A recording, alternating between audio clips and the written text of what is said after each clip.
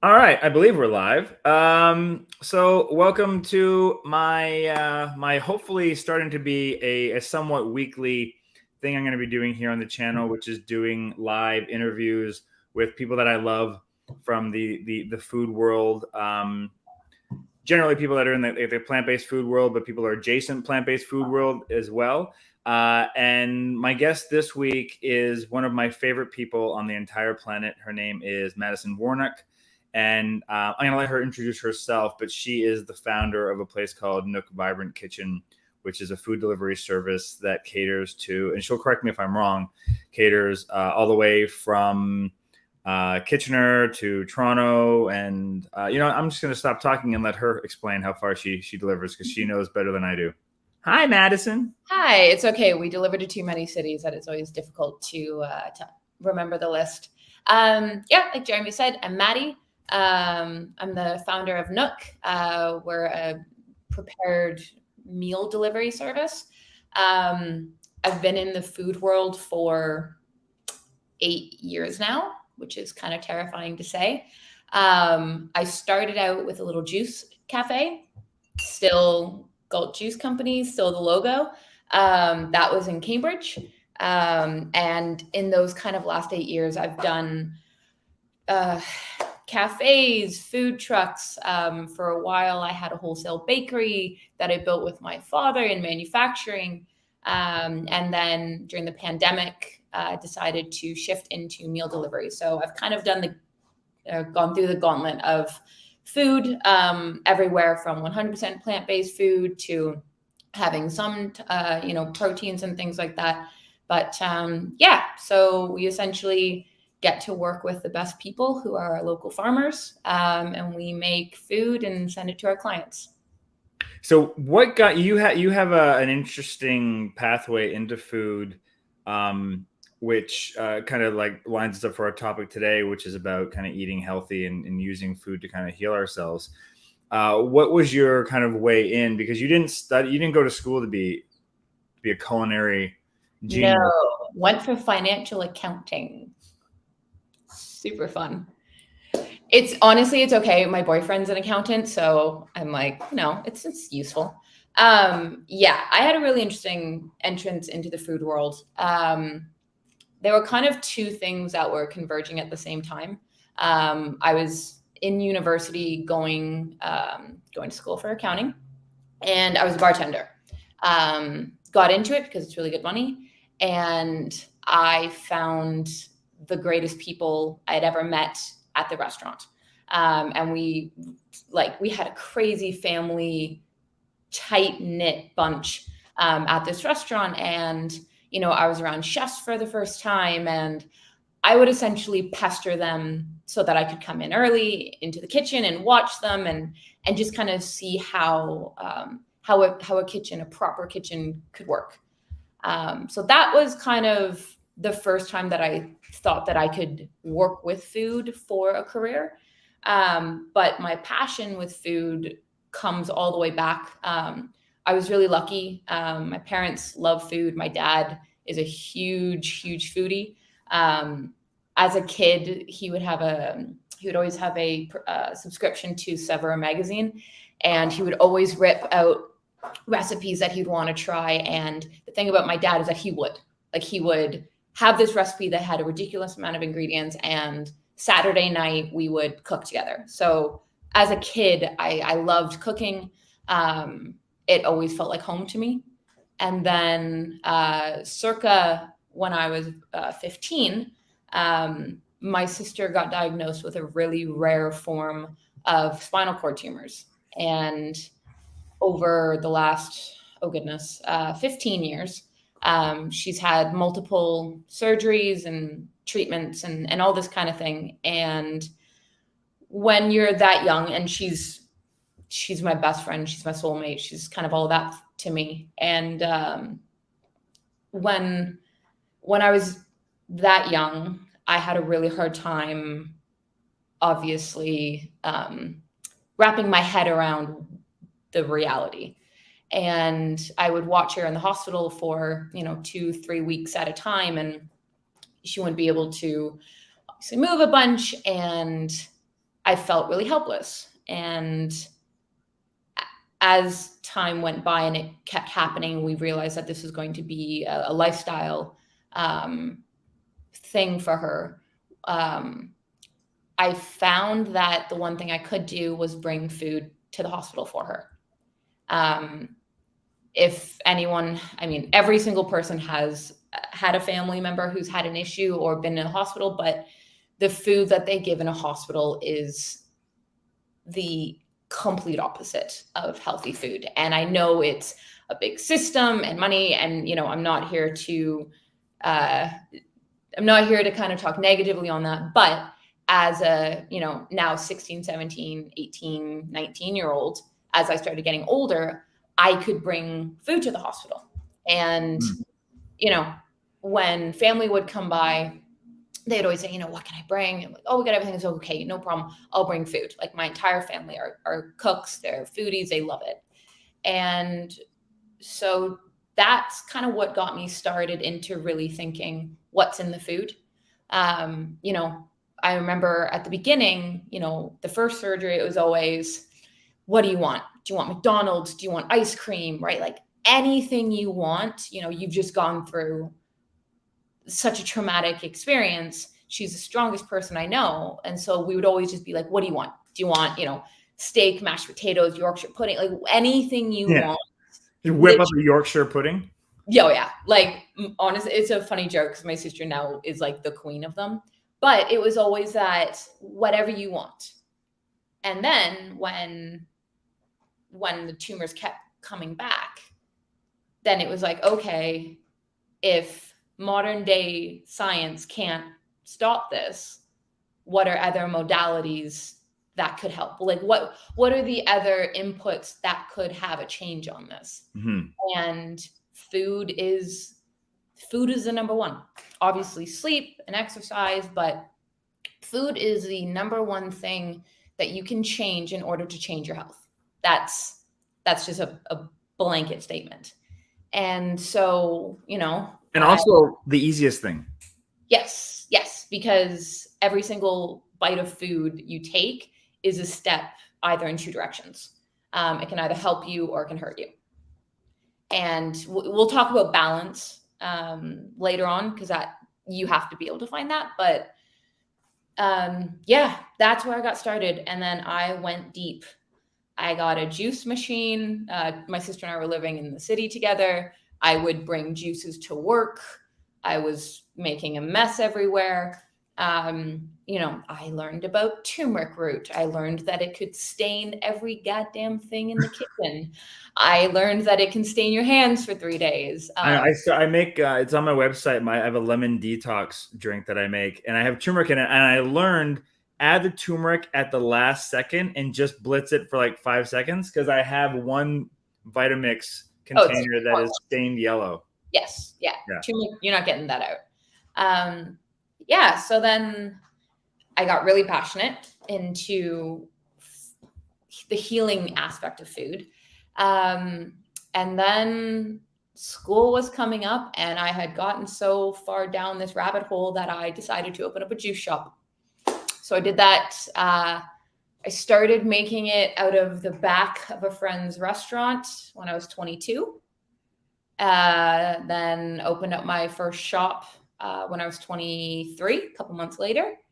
And since then, I have had the incredible luck to get to meet thousands of people.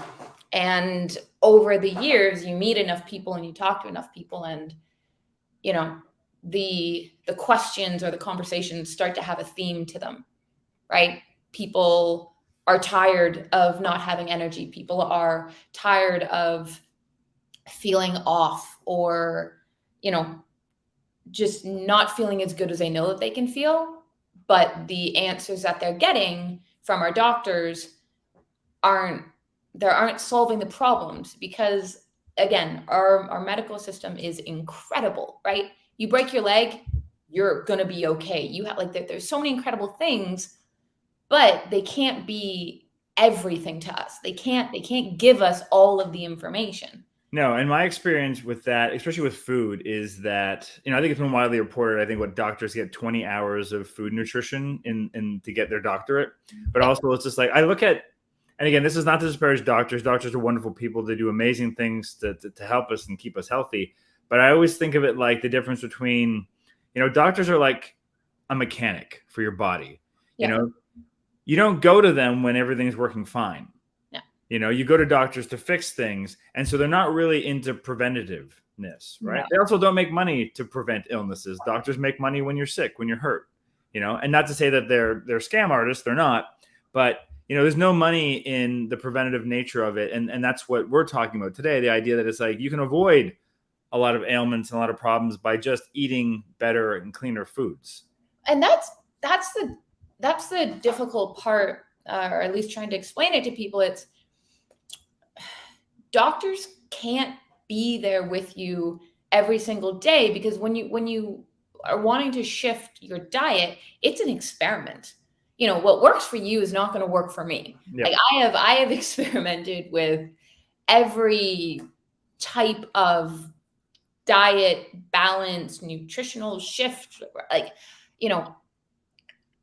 I've tried things, and I've tried the extremes of things so that I can figure out what makes me feel best, what makes my brain feel best, foods I can eat to get my energy up. And that's a difficult thing when it comes to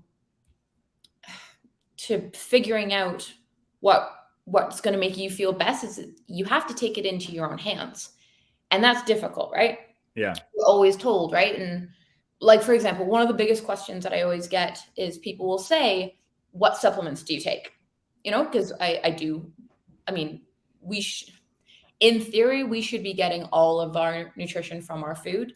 But in this day and age, with the farming practice that we have, it's not happening. And we spend so much time indoors, and we have toxins and all that kind of stuff. So I do believe in supplementation.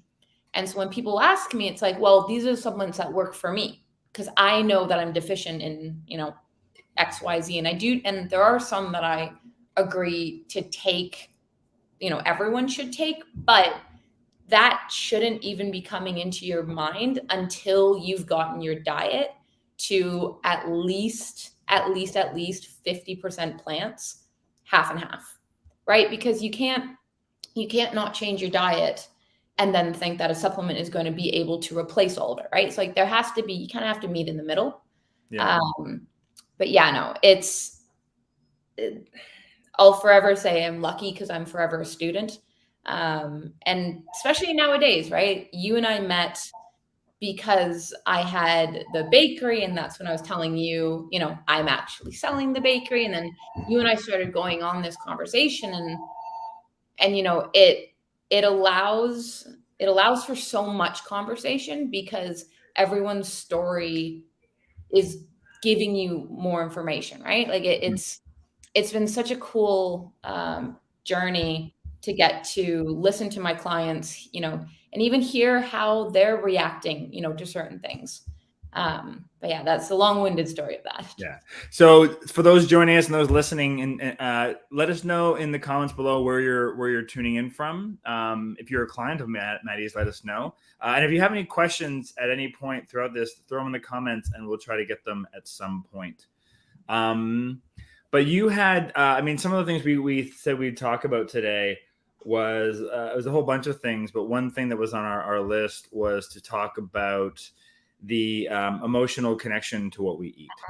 Yes. This has become, so just like I was saying about how you're always learning from the people that you talk to, this has become one of my favorite things to learn about. Because I think that the majority of our problems when it comes to our relationship to food is coming from an emotional place, right? We all understand that a carrot is healthier for us than a chocolate bar. Right. But our brains are being like, but grab the chocolate bar. That's what you want. And, previously everyone would be like, oh, I have bad willpower. You'd always put it onto yourself, right? Like, I don't have any willpower. I can't stick to a diet. It's always negative, and it's always, I'm not good enough, or I'm not strong enough, or I'm not disciplined enough. And, because I can see patterns of this, because I talk to people all day, every day about food. I have been, providing meals for the same people now for over a year. Like, you start to see these things. And what I realized, and this was from two amazing teachers that I've had in my life. One, Laura Lee, if you're here, she's amazing. She taught us about the relationship between your primordial brain and your learned brain. So kind of the old caveman brain and then more educated brain. And she taught us that the caveman brain, she called it the lizard versus the wizard, which is difficult with a speech impediment. That's okay. She taught us essentially that our caveman brain is always wanting to keep us safe, because it didn't know if a saber-toothed tiger was going to jump out of the forest. We needed energy, and we didn't know when our next meal was going to come. So that part of our brain is constantly telling us to search out fats, sugars, salts, because those are the things that are easiest to turn into energy. So we have that part of ourselves saying, eat the fat, eat the sugar. We just want to hibernate, right? Kind of like a bear before they go into winter. And then fast forward to how the majority of us were raised, and that being that food has been used as a self-soothing mechanism, right? You go to the doctor, oh, you get a lollipop.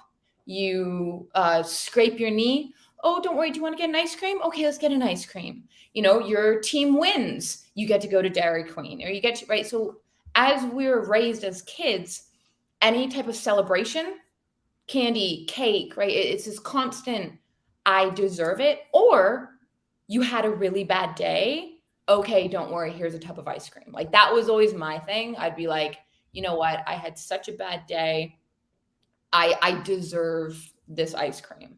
Or again, the opposite way. Oh my gosh, I just crushed this, or I did this so well, I'm going to treat myself. Yeah. So we've been programmed as kids to have an emotional reaction, when we have an emotional reaction, our brain goes, oh, I should get a treat. I should get to eat something, because that's how we've been programmed.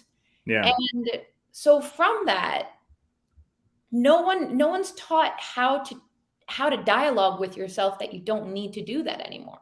No, and also, like, I see it as this habit loop, right? That we all create, and this idea that it's like we have a thing we need to do or want to do or whatever it is, and then there's so it's like the desire to do something, the activity itself, and then the reward from it, the outcome from it, right? And so often it's food, it's some kind of food or whatnot, right?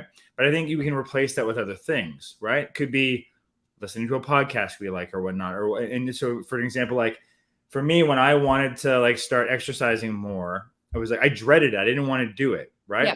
But the habit loop now became, because I think you always need a reward. Always, because, and that's the incentive to do it. And that's what makes you want to do it over and over again. Right. So for me, it was like, I knew I had to do the walking, but if I got to do it, I got to listen to a podcast, or I got to listen to something that I enjoyed, right? So that was just one example of that. And so that was something that, as opposed to like, well, if I go on my walk, I come home, I can have a cookie. Like, instead of that, it was like something else that I enjoyed, and replacing that with not always just food too. Yeah. And the other one that I love talking with clients about is, the words that we use have a huge impact on how we think. Mm-hmm. I believe that to the nth degree. And so again, as we've been raised, it's, oh, you're eating that rabbit food. Oh, you're having, right? Like, we've always had these connotations to healthy food being a punishment. Oh, I just got back from vacation, now I have to starve myself, or I'm starving myself because I'm going on vacation. We don't look at food in the sense of like, wow, I get to eat this food, which actually has all of the nutrients, the nutrients, the vitamins, the minerals, the macros that are going to allow me to have energy to do the thing that I want to do. Like that's been the one big shift. It's how do you talk to yourself about it, right? Right. And because you can have a plate of food in front of you, especially if you're trying to make a shift, it's difficult. Trying to change your taste buds is very, very tricky. Like I had a straight, like severe sugar addiction as a kid. Fun fact. It's like we had a pop fridge. Yes. I had a babysitter when I was like 4 or 5 who gave me a cup of powdered sugar for lunch every day. Yeah. Every day? Every day. And obviously my parents didn't know until one day my mom found and I have such a vivid memory. It was a coffee cup with a handle so I could walk around and I'd just like inhale like straight to the vein powdered sugar because it was what I could reach. Like she didn't care about feeding me for lunch. So I was like, I can reach the pantry. Obviously any kid is. Oh, so it wasn't so much she was feeding it to you. It's just that's what you said. But like I got to have powdered sugar for lunch every day. And so it wasn't until my mom found it. Anyways, that led into like, oh gosh, when I was a young teen, I would like take my lunch money and I was going to the convenience store to buy penny candy. Like I had a severe, and that came up all the way into my 20s until, I did my deep dive with, my sister and health. And I was like, oh, sugar is addicting or is as addicting as cocaine. Right. And that was a big thing for me. Cause again, in my head, I was like, something is wrong with me. I have no willpower. I'm lazy or I'm weak because I can maybe go a day or two, but on that third day, I'm getting a tub of ice cream or I'm getting chocolate or I'm getting candy, like, right. And so you have this like, well, why should I keep trying if I keep doing the same pattern? And that's where, really talking to yourself and changing it, changing how you talk to yourself is such a important part of it for me. Because then you stop having guilt attached to it. And so again, you start to have more positive emotions about yourself to the food that you're eating. And like you said, with self-soothing, I think that's so important. One that I like to tell people is if you feel like you have a craving, put on a song and dance. If you have it afterwards. Because sometimes it's just that, that little brain thought that it's like, hey, I'm bored. I have chips in the cupboard. I should get those. Food is often the answer to boredom. Oh yeah, absolutely. And that's why I always tell people, I'm like, if you think you're hungry and it's not a meal time, first of all, if you think you're hungry, have a meal. Yeah. Oh, yes. But if you think you just need a snack, grab like some baby carrots, grab an apple. And if you don't want those things, you're not actually hungry. You're just bored. If you're hungry, you'll eat anything. Yeah, no, and that is true. And there's also, I've played around a lot with pushing myself to those limits of not eating for an extended period of time because I wanted to figure out what that felt like. Because I'll be honest, we're so lucky where we live. We have access to the greatest food in the world. Yeah. And to that point, like most people don't understand what hunger feels like, right? No. And mostly it's dehydration. No, but also I find so many people like, and I was guilty of this for the longest time, is late night snacking because your stomach starts to gurgle and people go, well, I'm hungry. And it's like, no, that's what it feels like to digest food. We're not used to it because we just keep our bodies full all the time. And I have that with my kids now because they're like 9 o'clock. They want like a snack before bed. And it's like, it's also okay to be empty. It's okay to go into that state. Yeah. And I think that's the important part is understanding why, right? If someone I'm a stubborn personality. I'm okay I'm a stubborn human. So when someone tells me to do something, my automatic reaction is I'm not doing it. But if someone explains to me why, then I'll be like, oh, okay, that actually makes sense. Yeah, I'll do it. And so that's a big one for me when it comes to this conversation of, oh, I'm hungry, but you shouldn't eat before bed. It's like, man, frig off. Like, no, I want right. If someone tells you that, but it's like, hey, this is actually the process that your body is going through right now. Your body is breaking down all the nutrients, your liver, your kidney, your colon, everything is working right now. And if we give it more time without adding more burden or, an addition of food into the system, they will actually be able to do their job in a better way. You're going to have a better sleep. And in the morning, your body is now going to be primed and ready to go back into its cycle. And so that was a part that I felt like I was missing for a while. I definitely had a bit of the crazy, like telling everyone that you should do this, do that. You can't do that. You got to drink this liquid garlic and oil of oregano. Like I definitely went down that for a while. And the missing link for me was not explaining it or even understanding it for myself, because now when I do something, it's not,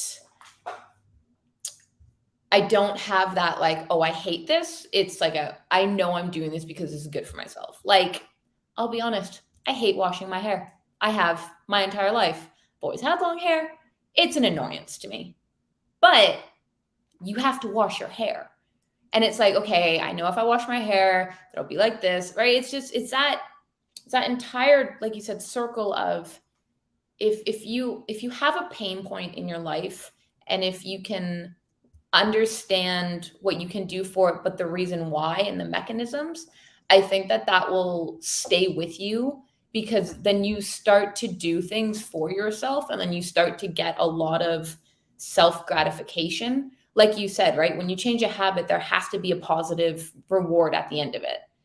If you think otherwise, okay, you're a hell of a lot stronger than I am. Like I'm the type of person, like I need a carrot dangling at the end of whatever I'm doing.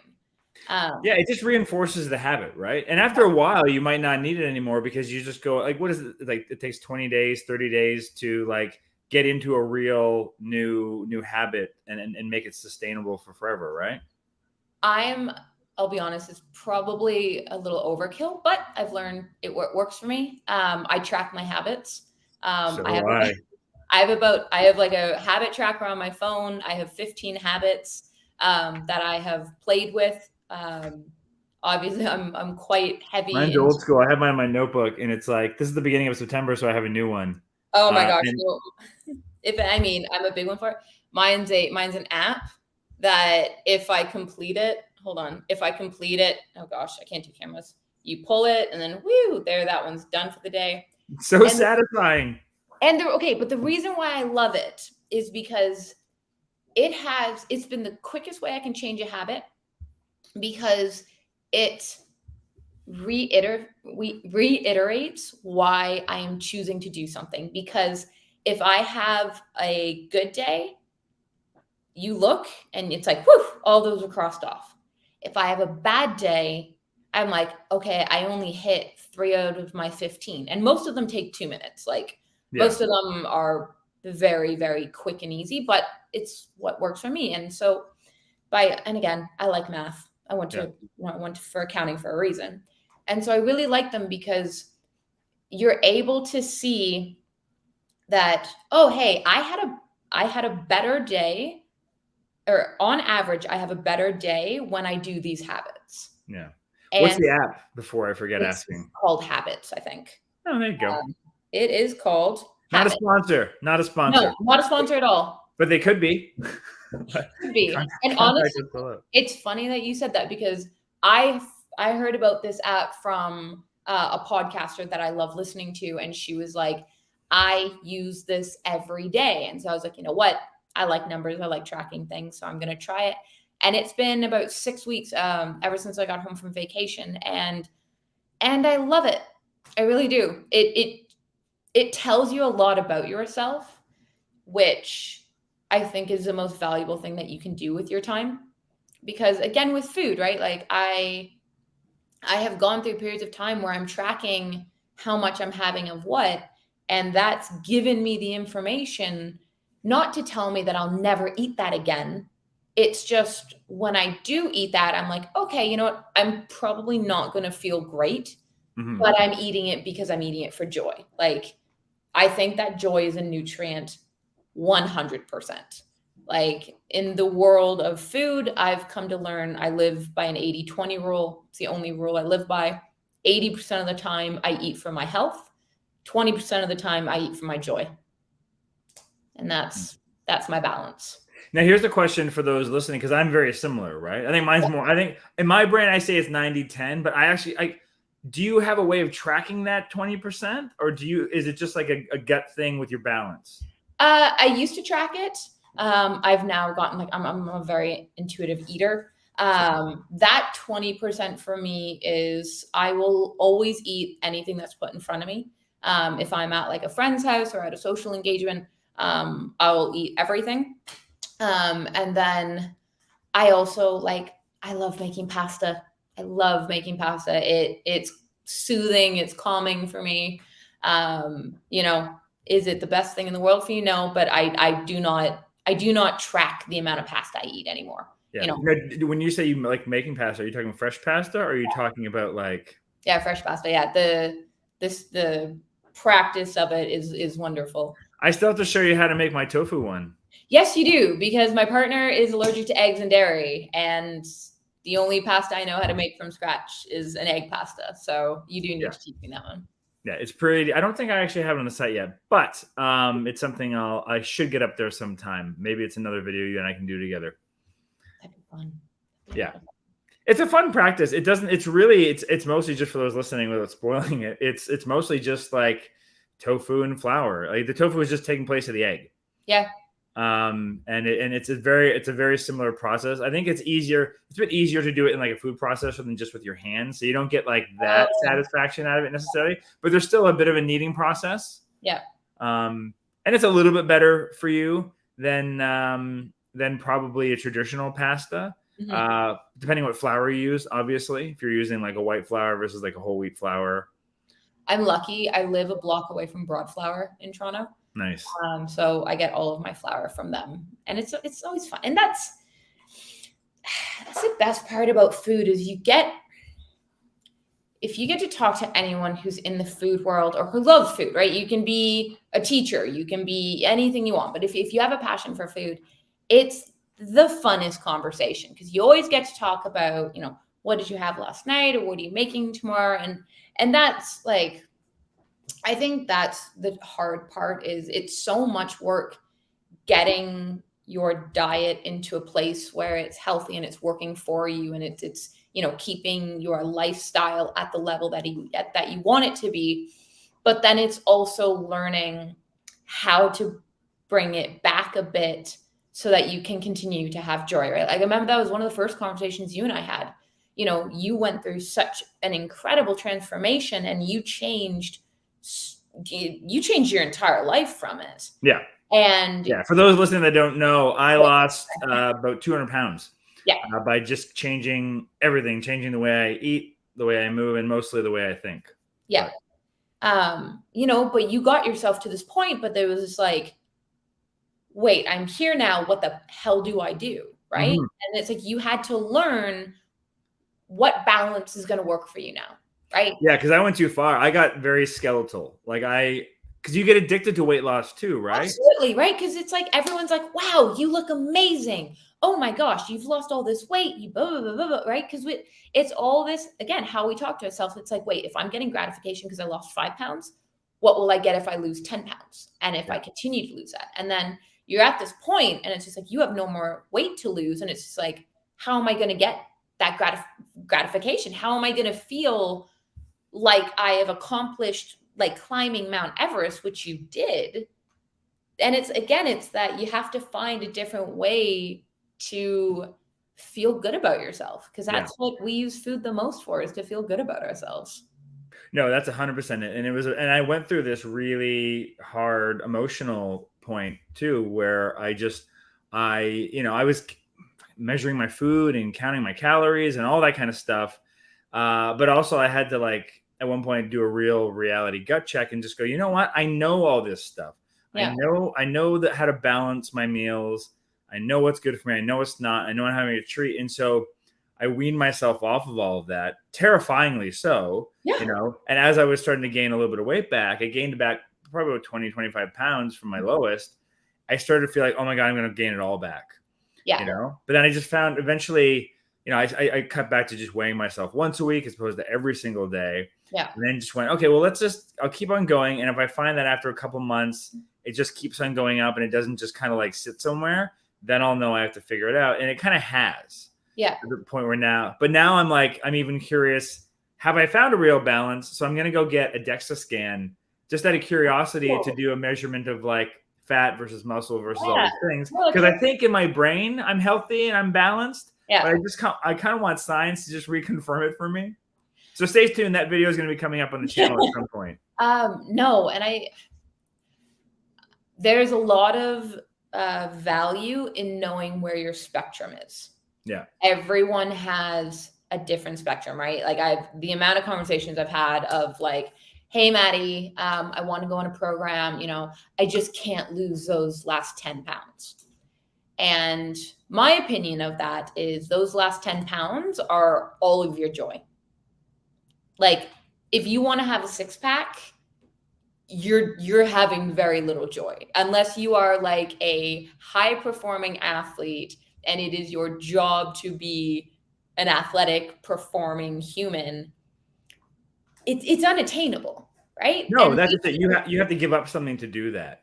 Exactly. And I've even caught myself in those thought patterns, right? I'll be like, oof, you know, I went away on a family vacation for a while. I ate absolutely everything. You know, I came back, I was like, oof, okay, you know, your belly's looking a little round. And I even caught myself, I was like, Madi, chill, right?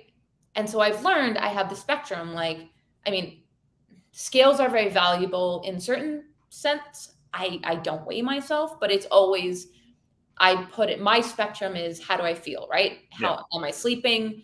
Are my joints hurting? Do I have brain fog? Those are kind of my three that I keep checking myself on. But I've come to learn again that there's a spectrum that I'm comfortable being in because especially as a female, we change monthly, week to week, we change. It drives everyone nuts and we don't talk about it. Men, unfortunately, you guys do not cycle as nearly as much as we do. I'm sorry, I try. But that's the whole conversation, right? It's like I can be 5 pounds lighter last week than I am right now. And it's just, it has nothing to do with, you know, the foods I'm eating. It's just, it's part of life. And it's hard because again, everyone always has that, like, when I lose 5 pounds, I'll then feel good. Or when I lose those 5 pounds, then I can wear a dress. It's like, sweetheart, wear whatever the hell you want at any size. And yeah, you're never going to feel better when you lose that extra weight. No. And you gotta decide to feel good now. Yeah. And also I think there's a lot of space to be had with learning to fall in love with food, but to also respect food. All right. Because we have this concept, because again, it's where we live, right? Food is everywhere. You can get, especially nowadays with like Uber Eats and Skip the Dishes, hell, I'm a meal delivery service, right? Like I deliver food to people's homes. And so food is always available. Mm-hmm. And so I'm still sitting with this one and trying to figure out how to articulate it, but it's like, how do I bring more respect to food so that I can create a more respectful relationship? Because one of my funny things is if I'm bored, which it doesn't happen often, or if I have like an afternoon alone, this happened last week. My boyfriend was up at a cottage Friday afternoons. I always take off and I was like, what am I going to do? I spent 6 hours cooking one dish for one person. That's ridiculous. That's joy. That's just pure joy. But that, right? So it's like finding, and, you know, and I walked to the market and I talked to Joe, who's the man at the vegetable garden. And that's where I've learned, I'm like, okay, I like food is everything to me. I love it. I can do it morning until night, but I've had to create a respect for it, right? I've had to learn that when I do those ridiculous 6-hour stints of cooking, I make, you know, I give the ingredients a lot of respect because of what I take out of them versus, you know, I would used to have nights and I'd be like, okay, wait, no one's home. I'm going to order 3 pizzas and I'm going to eat them all. And I'm going to like hide under a cover. Jesus. No one can see me. I can, it's noodles for me. I can eat an unlimited amount of noodles. Nice.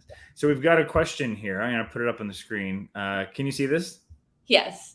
Thanks for listening, Annie. So she wants to know, what's the best way to start a little reset if you're just a little busy and sourcing food becomes the last thing on your mind? Ooh, okay. First off, I have order from Nook Eats. No, and Annie, she does. Annie is an incredible designer, marketing guru brain. She's one of the most lovely humans. I will check out Unrest cards. She has a line of cards that support mental health. She is one of the loveliest humans on this planet. Okay, best ways to start a little reset if you're a little busy and sourcing food becomes the last thing on your mind. Obviously, that question is exactly what I try to fix with meal delivery at home. But if you want to do it on your own, I'll always recommend to stock up on 3 things at home: ginger root, lemon, leafy greens. Those 3 are really good places to start.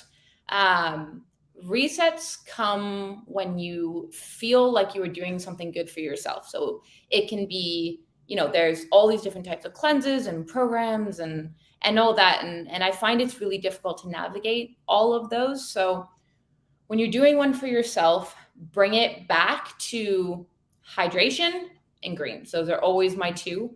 So in the morning, everyone talks about it. It's repetitive, but repetitive means that it is proper.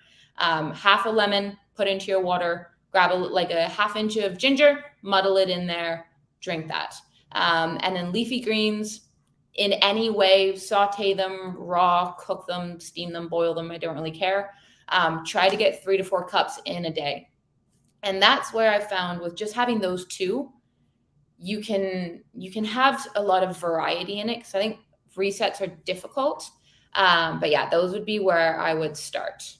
Yeah, and if you're looking for, I mentioned it earlier, but for those just listening now, I make my own little detox drink that includes lemon and ginger, has turmeric, and also has garlic in it. You can omit the garlic if you think that's a bit too much. But what I make that in a blender, and I pour it in ice cube trays, and I just add it to a cup, and I put warm water and hot water in, and the ice cube cools it down. But it's something it takes me 5 minutes to make the mixture, pop it in the morning while I'm doing whatever, and it's ready to go. So it's a really easy way to do that.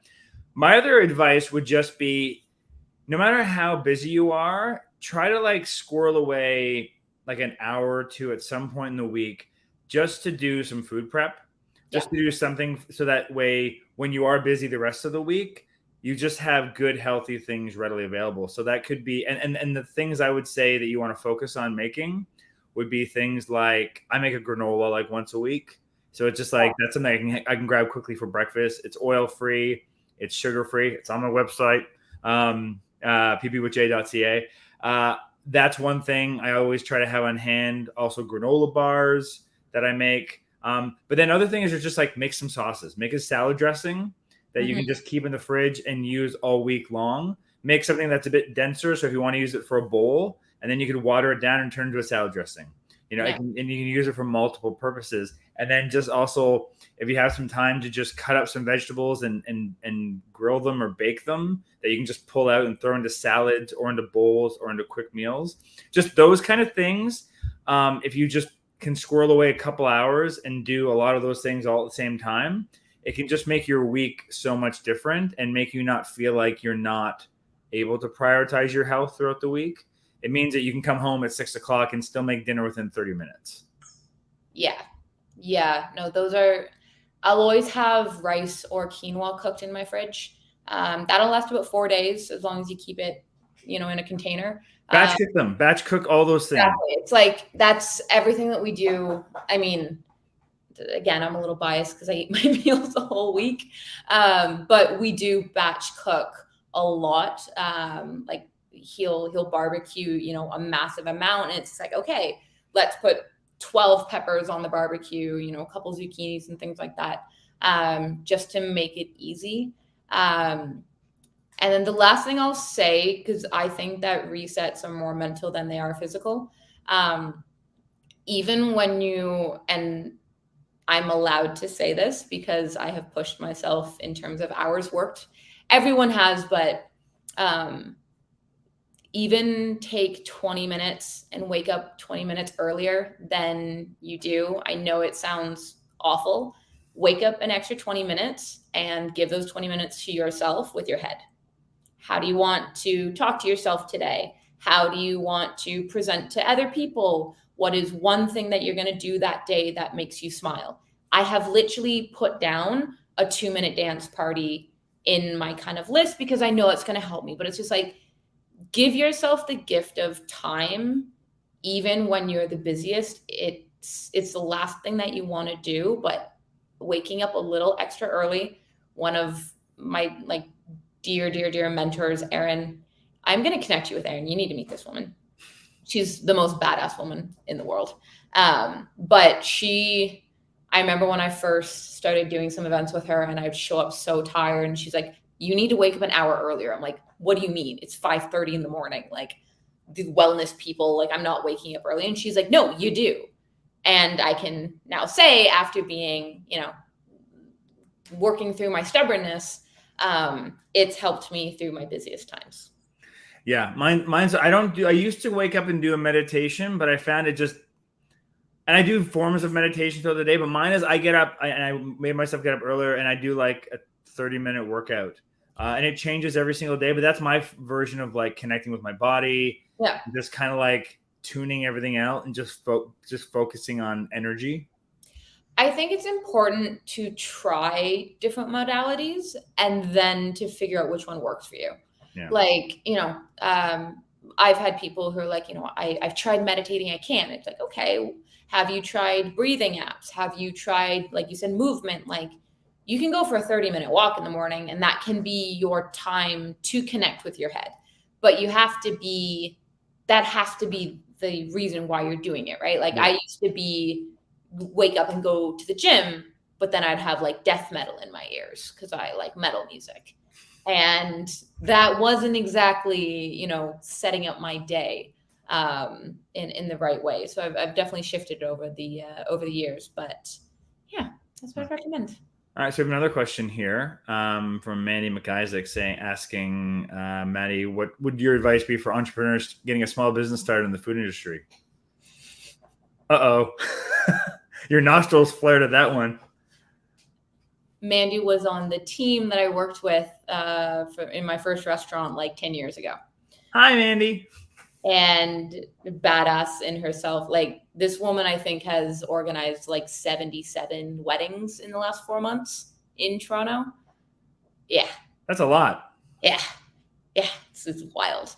Advice. Whoosh. Take care of your body. Literally, that is my biggest advice. If you want to be an entrepreneur, if you want to be a small business owner in the food world, you have to be able to put in hours. And I'm talking like 12-hour days again and again in the kitchen. And you're the only person that can't stop. Like, obviously you can get to a point where you have a team and that's wonderful. But at the beginning of it, you are cook, you're cleaner, you're the salesperson, you do everything. And hell, I hit burnout a few times, and everyone who's in this industry, I think, has. My number one piece of advice would be to take care of your body. Sleep. Get 8 hours of sleep. Be neurotic about how much sleep you get. Learn how to always have a water bottle attached to your hip at all times, and work out. I've seen every single chef, front of house, back of house, whatever position you have, everyone has a blown out back. Everyone has knee issues. Everyone has shoulder back. Your body starts to break down. And so if you want to get into the food industry, and it is the greatest industry on the planet. Yeah. I've been in a few different industries. It's the best. You have to take care of your body, because if your body breaks down on you, you can't show up. Yeah. And that's just good advice for almost anything you're starting off. Like my background is in film and filmmaking. And even that, it's just like Oh as a yeah, young your hours. our hours are crazy, but it's also just a grind, right? You're also like hustling, you're trying to get projects done. And for me, that was one of my excuses for not being healthy. I'm like, well, I don't have time to exercise every day or to eat healthy. I got to focus on my career and build my career. But that's bullshit, and Yeah. that's just you putting off the inevitable because again, it's like if your health goes, none of that matters. Yeah. And so I just kind of decided, I'm like, if I can't commit an hour a day to my health, then I don't respect my body enough. And if it falls to shit, I deserve it. Yeah. And I even had that the opposite way. Like I used to have this messed up saying in my head, oh, I would come home all the time. Oh, I forgot to eat today. It's just like you were in a kitchen for 12 hours, but you do. You start to get a little bit of ego creep in, say, I can push myself. I can keep going. I don't need this. Oh, what do you mean? No, I did eat. I had a handful of walnuts and some carrot shavings and like the crust of bread. Like you go to this weird ego side, right? Because it's almost like the more you suffer, the more you're successful. And oh Lord, the amount of times where I'd come home and I would just be exhausted next level and be like, I didn't eat today. And Crazy. so it's, so learning how to take care of yourself is also having consistency. And like you said, if you can't be successful without removing an hour a day to take care of yourself, then you have to reevaluate your systems. Yeah. That's to dive into Mandy's question a bit more. Any tips for like when you're starting off in like a food industry of like working with other vendors or working with how to find the right vendors and that kind of stuff? Oof. How to find your tribe? How's that? Okay, how to find your tribe? Push yourself outside of your comfort zone and try to meet everyone that you can and meet the growers. You want to find the passionate people in this world, it's our farmers. I have met, oh my gosh, I remember the first, you went to Fennings Organic. Yep. They're an amazing certified organic farm outside of Wilmont in New Hamburg. And I went for a farm tour 2014. And, both my grandmas had, fields of vegetables and things like that growing up. But when you go to a farm that size, it's like, whoa, okay, this is big. And I remember I met Wolfgang, who I don't even know how old he is now. And he's still doing all the deliveries. Like he has the energy of a 12-year-old. Yes. In like a 70-year-old body. And I met one of the heads for their organic certification, and him and I went for a walk around the fields. And I had never up to that point met someone so passionate about soil. And I like, as a 22-year-old, you're like, okay, cool. Like, so yeah, obviously it makes sense, good soil, good plants, good food. Yeah. But he kept going on. And I left there being like, we need regenerative farming. We need to understand that the minerals need to go back in. And, I was almost like overwhelmed because he was so passionate about proper practices when it comes to organic growing. I'm going to have actually one of the things I focused on when I did my PB with J show is we talked about the soil at Fennings. Yeah. And I'm actually going to post that video tomorrow on the YouTube channel. Oh, amazing. So for those listening now, stay tuned for that. It'll come out and I'll link to it at the end of this video for those that are watching this after our live stream.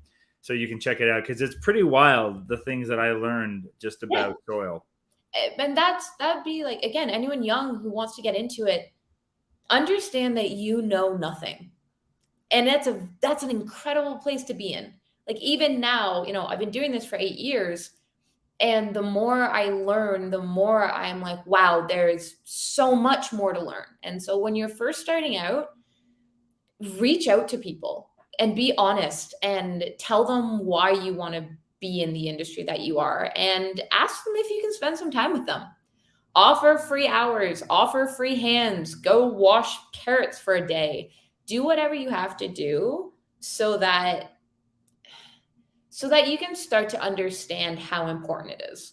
Because that's what, now I can look back 8 years later, that day that he so graciously gave his time to me turned into, I've learned to become flexible in some things, but I am not flexible in others. And that is the quality of the food and where our sourcing comes from and the ingredients that we use.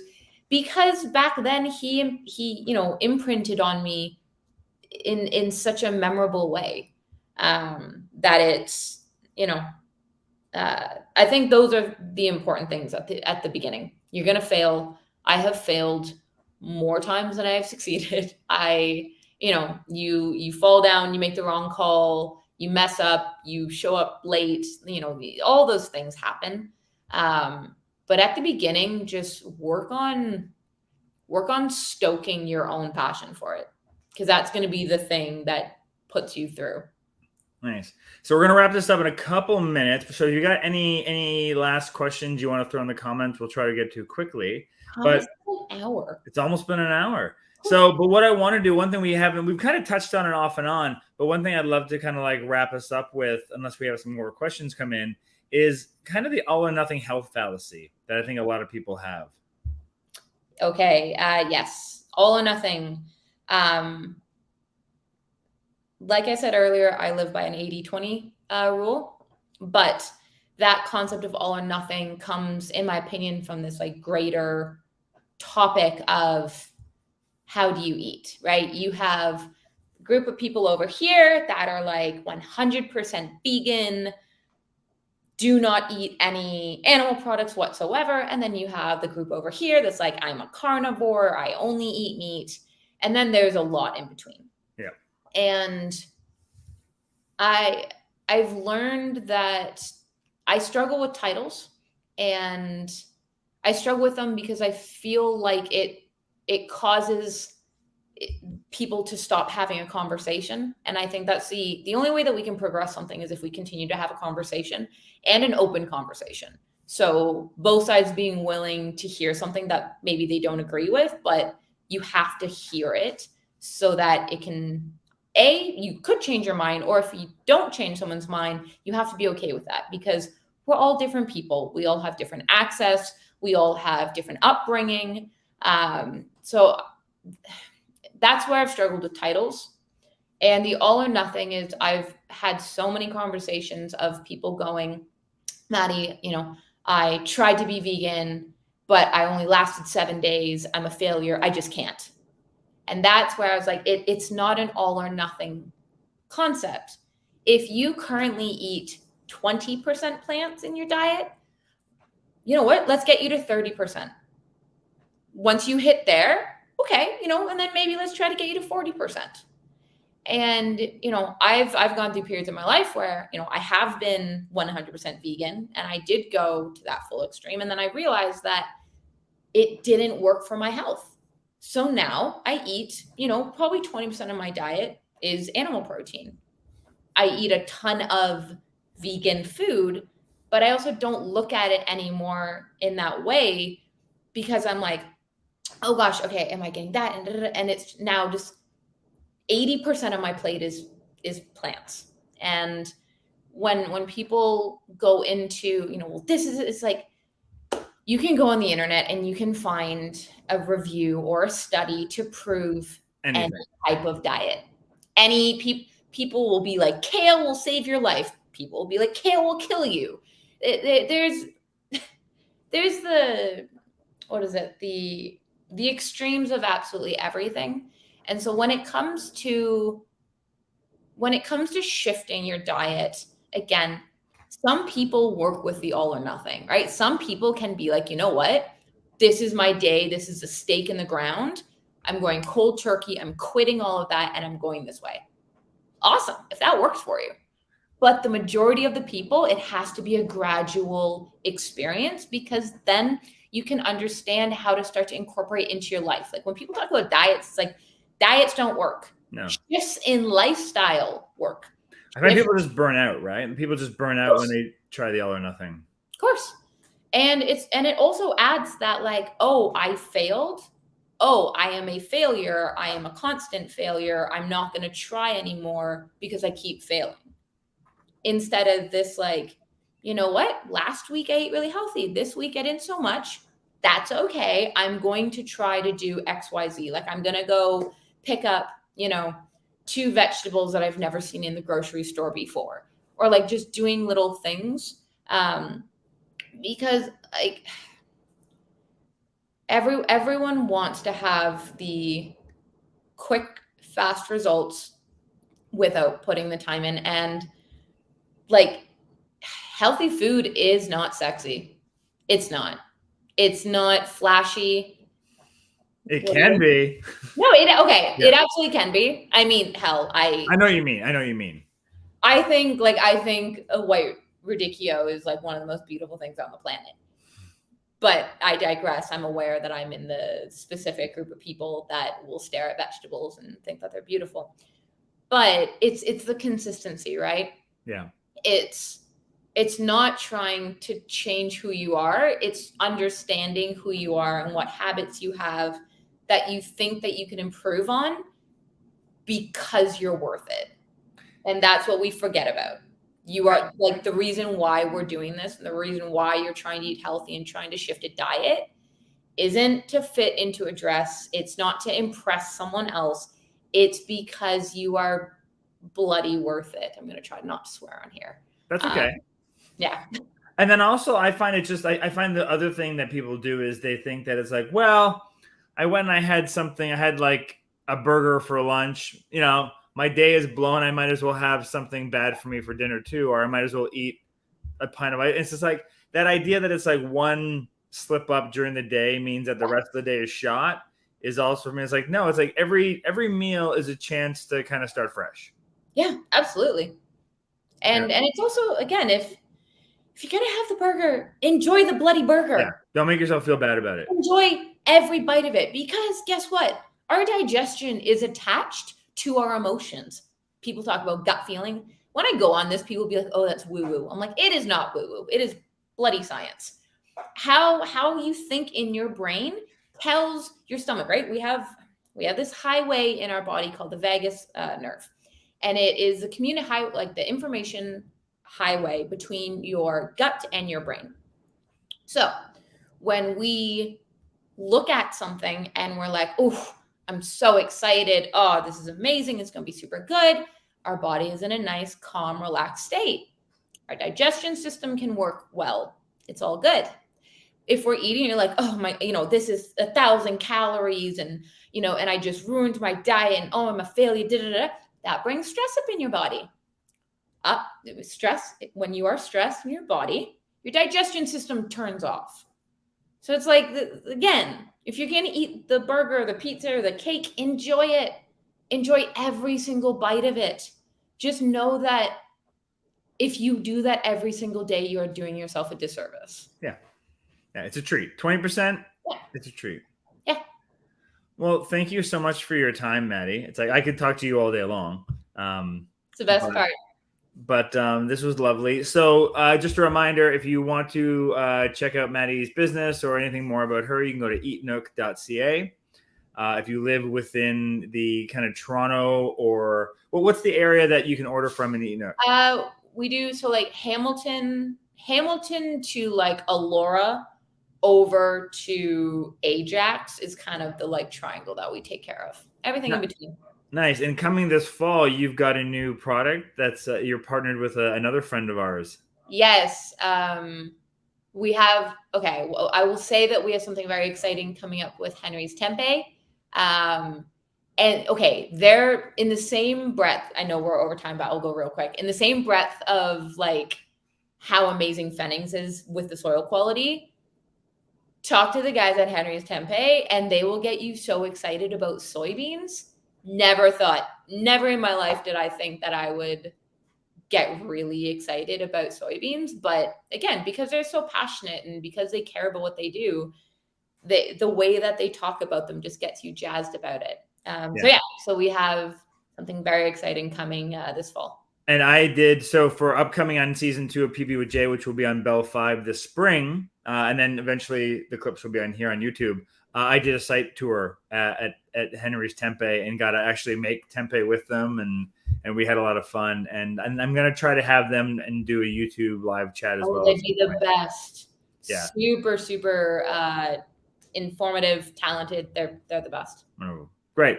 So thanks again for joining us, Madi. Thanks for watching. If you caught this after the fact and you weren't able to ask us questions live, please throw them in the chat below. I'll make sure Madi sees them if they're for her, and that we get answers to you. And share this.